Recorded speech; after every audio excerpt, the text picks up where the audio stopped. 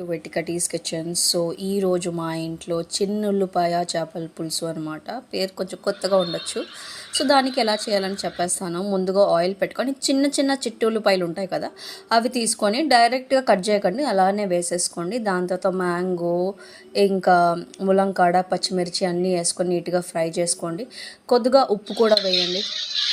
ఉప్పు కూడా వేసిన తర్వాత నీట్గా ఫ్రై చేసుకోండి మూత పెట్టి.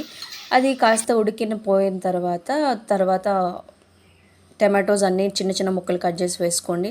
మసాలా, కారం, ధనియాల పౌడర్, ఫిష్ మసాలా, పసుపు అన్నీ వేసుకొని నీట్గా మొత్తం అంతా ఫ్రై చేసుకోండి. కొద్దిగా మగ్గాలి. మగ్గిన తర్వాత చింతపండు పులుసు అనేది నీట్గా వేసుకోండి. వేసుకున్న తర్వాత నీట్గా అయిపోయిన తర్వాత కానాగర్త్ చేపలు మేము తీసుకున్నాం అనమాట. ఆ చేపలు అందులో వేసుకొని మళ్ళీ నీట్గా బాయిల్ పెట్టేసుకోండి. చూసారా, చూస్తుంటేనే ఆ చిన్న ఉల్లిపాయల టేస్ట్ అయితే